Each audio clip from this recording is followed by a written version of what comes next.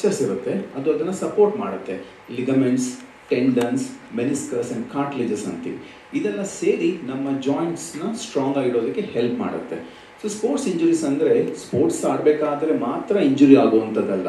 It could be due to road traffic accidents, ಅಂದರೆ 2 ವೀಲರಿಂದ ಬಿದ್ದು ಆಗ್ಬೋದು, ಅಥವಾ ಇವನ್ ಮನೇಲೂ ಕೂಡ ಮೆಟ್ಲಿಳಿತ ಕಾಲು ಸ್ಲಿಪ್ ಆಗಿ ಬೀಳೋ ಚಾನ್ಸಸ್ ಇರ್ಬೋದು. ಯಾವುದೇ ಥರ ಇಂಜುರಿಯಿಂದ ಈ ಲಿಗಮೆಂಟ್, ಟೆಂಡನ್ಸ್ ಮತ್ತು ಮೆನಿಸ್ಕಸ್, ಕಾರ್ಟ್ಲೇಜ್ ಅಂತ ಹೇಳಿದ್ನಲ್ಲ, 4 ಸ್ಟ್ರಕ್ಚರ್ ಯಾವಾಗಾದರೂ ಡ್ಯಾಮೇಜ್ ಆಯಿತು ಅಂದರೆ ಅದನ್ನು ನಾವು sports injuries.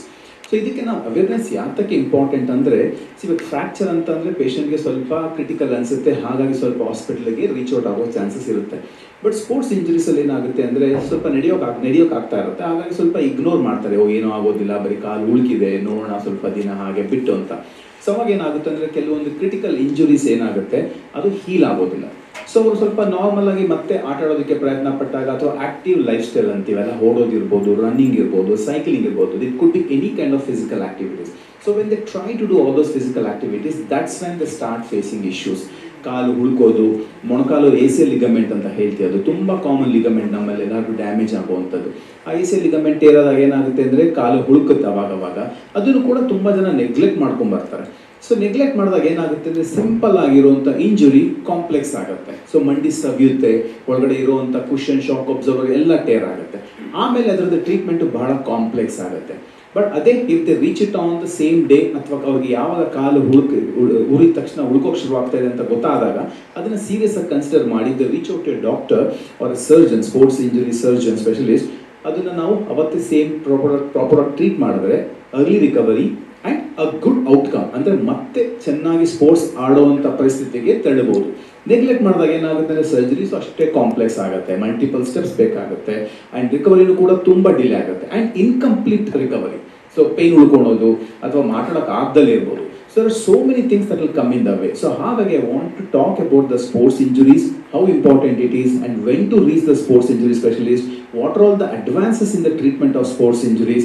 So we'll all talk about that during this session. Thank you very much. I am Dr. Amritlal Mascarenhas. I am a spine specialist at Manipal Hospital, Millers Road.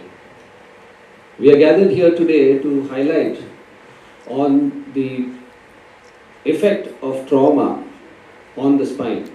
Spine is a very vital structure. Spine alli ಬೆನ್ನು ಹುರಿಯಲ್ಲಿ ಅಂದರೆ ಮೂಳೆ ಇದೆ ಮತ್ತು ನಡುವಲ್ಲಿ ನರಗಳಿವೆ. There are bones, there are a stack of bones, 33 of them, and there are nerves inside. So normally when there are fractures, it is only the bone that is affected. But here, not only is the bone affected, but even the nerves are affected. It can lead to compression of the nerves, resulting in weakness in the hands and the legs, depending on the level of the fracture. Now, a cervical spine fracture, that is, the spine is divided into cervical, thoracic, lumbar, and sacral spine. Higher the level of the fracture, the more severe the injury, the more devastating the disability. The person is completely paralyzed. And as we go lower down, the severity of the effect on the neurological structures are less.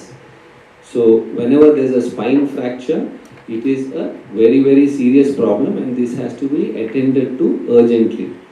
The commonest causes for spine fractures is road traffic accidents, high velocity injuries, sports injuries, fall from a height, and even domestic falls. ವಯಸ್ಸಾದವರಿಗೆ ಮನೆಯಲ್ಲಿ ಜಾರ್ಕೊಂಡು ಬಿದ್ದಾಗ ಕೂಡ Spain fracture ಆಗುವ risk ಇದೆ, ಯಾಕಂದರೆ ಅವರಿಗೆ osteoporosis ಇರುವ chance ಜಾಸ್ತಿ. ಆಸ್ಟಿಯೋಪೊರೋಸಿಸ್ ಅಂದರೆ ಮೂಳೆ ವೀಕ್ ಆಗೋದು. ವಯಸ್ಸಾದವರಿಗೆ ಎಸ್ಪೆಷಲಿ ಹೆಂಗಸರಲ್ಲಿ ಇದು ಸಾಮಾನ್ಯ. ಸಿಂಪಲ್ ಫಾಲ್ಸ್, ಮನೆಯಲ್ಲಿ ಡೊಮೆಸ್ಟಿಕ್ ಫಾಲ್ಸ್ ಅಂತ ಹೇಳ್ತೀವಿ, ಈ ಥರ ಡೊಮೆಸ್ಟಿಕ್ ಫಾಲ್ಸ್ ಇದ್ದಾಗ ಅವರಿಗೆ ಸ್ಪೈನ್ ಫ್ರ್ಯಾಕ್ಚರ್ ಆಗಿ ಮೂಳೆ ನರದ ಮೇಲೆ ಒತ್ಕೊಂಡು ಅದೇ ಥರ ವೀಕ್ನೆಸ್ ಕೈ ಕಾಲಲ್ಲಿ ಬರುವ ರಿಸ್ಕ್ ಇದೆ. ಅದಕ್ಕೆ ಮನೆಯಲ್ಲಿ ವಯಸ್ಸಾದವರು ಬಿದ್ದಾಗ ನಾವು ಅದನ್ನು ಲೈಟ್ಲಿ ತೆಗೋಬಾರ್ದು. ಸಾಮಾನ್ಯ ಬ್ಯಾಕ್ ಪೇನ್ ಅಂತ ನಾವು ನೆಗ್ಲೆಕ್ಟ್ ಮಾಡಬಾರ್ದು. ಇದು ಕೂಡ ಸ್ಪೈನಲ್ ಟ್ರಾಮಾ, ಅದನ್ನು ಸೀರಿಯಸ್ಲಿ ತೆಗೋಬೇಕು. ಬೇಗನೆ ತಕ್ಷಣವಾಗಿ ಆಸ್ಪತ್ರೆಗೆ ತಂದು ಇನ್ವೆಸ್ಟಿಗೇಷನ್ ಅಂದರೆ ಎಕ್ಸ್ರೇ ಮತ್ತು MRI ಮುಖಾಂತರ ಡಯಾಗ್ನೋಸಿಸ್ ಅನ್ನು ಎಸ್ಟಾಬ್ಲಿಷ್ ಮಾಡಿಕೊಂಡು ಯಾವ ಕೇಸಲ್ಲಿ ನಾವು ಸರ್ಜರಿ ಮಾಡಬೇಕು ಅವರಿಗೆ ಸರ್ಜರಿ ಅಡ್ವೈಸ್ ಮಾಡಿ ನಾವು ನರಗಳನ್ನು ಸೇವ್ ಮಾಡಬೇಕು ಸರ್ಜರಿ ಮೂಲಕ. ಯಾವ ಕೇಸಸ್ಸಲ್ಲಿ ಲೈಟ್ ಮೈನರ್ ಇಂಜುರಿ ಇದೆಯೋ ಅವರಿಗೆ ನಾವು ಸರ್ಜರಿ ಇಲ್ಲದೆ ಕೂಡ ಟ್ರೀಟ್ಮೆಂಟ್ ಕೊಡಬಹುದು. ಸೊ ಈ ಡಿಸಿಷನ್ ಮೇಕಿಂಗ್ ತುಂಬ ಇಂಪಾರ್ಟೆಂಟ್. ನಾವು ಎಷ್ಟು ಡಿಲೇ ಮಾಡ್ತೀವೋ ಟ್ರೀಟ್ಮೆಂಟಲ್ಲಿ ಅಷ್ಟು ಹಾನಿಕರ ಆಗುತ್ತೆ. ನರಗಳು ಒತ್ಕೊಂಡಿದ್ರೆ ಮತ್ತು ಅದನ್ನು ರಿವರ್ಸ್ ಮಾಡೋದು ತುಂಬ ಕಷ್ಟ. ಅದಕ್ಕೆ ನಾವು ಬೆನ್ನು ಮೂಳೆ ಫ್ರ್ಯಾಕ್ಚರನ್ನು ನಾವು ತುಂಬ ಸೀರಿಯಸ್ಲಿ ತಗೋಬೇಕು. ತಕ್ಷಣವಾಗಿ ಆಸ್ಪತ್ರೆಗೆ ಪೇಷಂಟ್ಸನ್ನು ತಂದು ಬೇಗನೆ ಚಿಕಿತ್ಸೆ ಕೊಡಬೇಕಾಗೋದು. To highlight all this we are here today. Doctor Raviraj, ನಾನು ಅಪೋಲೋ ಹಾಸ್ಪಿಟಲ್ ಬನ್ನೇರುಘಟ್ಟ ರೋಡ್ ಹಾಗೂ ortho care clinic Bannerghatta road ಅಲ್ಲಿ ಕೆಲಸ ಮಾಡ್ತೇನೆ. ನಾವು ಇವತ್ತು ಪ್ರೆಸ್ ಕಾನ್ಫರೆನ್ಸ್ ಅಲ್ಲಿ ನಿಮಗೆ ಮಾತಾಡೋ ಉದ್ದೇಶ ಅಂದರೆ ಈ ಫ್ರ್ಯಾಕ್ಚರ್ಸ್ ಅನ್ನೋದು ತುಂಬ ಕಾಮನ್. ಆಲ್ ಆಫ್ ಅಸ್ ನಮ್ಮ ಮನೆಯಲ್ಲಿ, ನಮ್ಮ ನೇಬರ್ಹುಡ್ ಅಲ್ಲಿ ಎಲ್ಲರಿಗೂ ಈ ಫ್ರ್ಯಾಕ್ಚರ್ಸ್ ಆಗುತ್ತೆ. Common reasons for fractures, one of them is trauma, road traffic accident ಅಂತ ಹೇಳ್ತೀವಿ. ಈಗ with high velocity vehicles, higher better quality ರೋಡ್ಸಿಂದ ಡೇ ಟು ಡೇ ಆಕ್ಸಿಡೆಂಟ್ಗಳು ಇನ್ನೂ ಜಾಸ್ತಿ ಆಗ್ತಾ ಇದ್ದಾವೆ. ಹಾಗೂ ಶಿಸ್ತು ಡಿಸಿಪ್ಲಿನ್ ಇಲ್ಲದೆ ಡ್ರೈವಿಂಗ್ ಮಾಡೋದು, ಇದರಿಂದೆಲ್ಲಾಗಿ ಆಕ್ಸಿಡೆಂಟ್ಗಳ ನಂಬರು ಈಗ ಡೇ ಟು ಡೇ ಜಾಸ್ತಿ ಆಗ್ತಾ ಇದೆ. ಈಗ ಆಕ್ಸಿಡೆಂಟಲ್ಲಿ ಏನಾಗುತ್ತೆ ಅಂದರೆ ಟ್ರಾಮಾದಲ್ಲಿ ನಾಟ್ ಓನ್ಲಿ ಫ್ರ್ಯಾಕ್ಚರ್ಸ್, ಅದರಿಂದಾಗಿ ತಲೆಗೆ ಪೆಟ್ಟಾಗೋದು, ಚೆಸ್ಟ್, ಅಬ್ಡಾಮಿನಲ್ ಇಂಜುರಿ, ಈ ಥರ ಎಲ್ಲ ಟ್ರಾಮಾ ಅಂತ ಹೇಳ್ತೀವಿ. ಈ ಟ್ರಾಮಾದಿಂದಾಗಿ ಪೇಷಂಟ್ಗೆ ಕೆಲವು ಸಲ ತುಂಬ ಡಿಸೆಬಿಲಿಟಿ ಆಗ್ಬೋದು. ಬ್ಲೀಡಿಂಗ್ ತುಂಬ ಆದರೆ within fractions of hours or ಮಿನಿಟ್ಸಲ್ಲೂ ಕೆಲವು ಸಲ ಬ್ಲೀಡಿಂಗ್ ಜಾಸ್ತಿ ಆಗಿ ಡೆತ್ ಆಗ್ಬೋದು ಆಕ್ಸಿಡೆಂಟ್ ಸ್ಪೈಟಲ್ಲಿ. ಈಗ ಅಂಥ ಪೇಷಂಟ್ಗಳನ್ನ ಏನು ಟ್ರಾಮಾ ಕೇರ್ ಅಂತ ಹೇಳ್ತೀವಿ, ಅದನ್ನು ಆದಷ್ಟು ಬೇಗ ಪೇಷಂಟ್ನ ಹಾಸ್ಪಿಟ್ಲಿಗೆ ಶಿಫ್ಟ್ ಮಾಡೋವಂಥದ್ದು, ಎಮರ್ಜೆನ್ಸಿ ಕೇರ್ ಆ್ಯಂಬುಲೆನ್ಸ್ ಮೂಲಕ ಇದೆಲ್ಲ ಹಾಸ್ಪಿಟ್ಲಿಗೆ ಆದಷ್ಟು ಬೇಗ ಅವರು ರೀಚ್ ಆಗೋದು ತುಂಬ ಕ್ರಿಟಿಕಲ್ ಆಗಿಬಿಡುತ್ತೆ. ಡಿಸ್ಟೆನ್ಸ್ ಆಫ್ ದ ಹಾಸ್ಪಿಟ್ಲ್ ಇರಲಿ ಅಥವಾ ಟ್ರಾಫಿಕ್ ಇರಲಿ ಅಥವಾ ಆ್ಯಂಬುಲೆನ್ಸ್ ರೀಚ್ ಆಗೋ ಟೈಮ್, ಇದೆಲ್ಲ ಪೇಷಂಟ್ ಸರ್ವೈವಲ್ನ ಡಿಸೈಡ್ ಮಾಡುತ್ತೆ. ಇದು ಅಲ್ಲದೆ ಡೊಮೆಸ್ಟಿಕ್ ಫಾಲ್ಸ್ ಅಂತ ಏನು ನಮ್ಮ ಕೊಲೀಗ್ಸಿಗೆ ಹೇಳಿದ್ರು, ಮನೆಯಲ್ಲಿ ಸ್ಲಿಪ್ ಆಗಿ ಬೀಳೋದ್ರಿಂದ ಅಥವಾ ಈವನ್ ಟೂ ವೀಲರು ಅಥವಾ ಈವನ್ ಸ್ಪೋರ್ಟ್ಸ್ ಇಂಜುರಿ ಈಗ ಎಕ್ಸ್ಪ್ಲೇನ್ ಮಾಡಿದ್ರು, ಈ ಥರ ಇದರಿಂದ ಎಲ್ಲಾನು ಈ sports, accidents, domestic falls, simple twist and ಫಾಲಿಂದನೂ ಕೆಲವು ಸಲ ಫ್ರ್ಯಾಕ್ಚರ್ಸ್ ಆಗ್ಬೋದು. ಕಾಮನ್ ಫ್ರ್ಯಾಕ್ಚರ್ಸ್ ಅಂದರೆ ಈಗ ಅಪ್ಪರ್ ಲಿಂಬಲ್ಲಿ, ಕೈಯಲ್ಲಿ ಹ್ಯೂಮರಸ್ ಫ್ರ್ಯಾಕ್ಚರ್ ಅಂತ ಹೇಳ್ತೀವಿ, ಡಿಸ್ಟಲ್ ರೇಡಿಯಸ್ ಅಂತೀವಿ, ಮೇಜರ್ ಬೋನ್ಸು, ಫೀಮರು, ಟಿಬಿಯಾ ಇದೆಲ್ಲ ಫ್ರ್ಯಾಕ್ಚರ್ ಆಗ್ಬೋದು.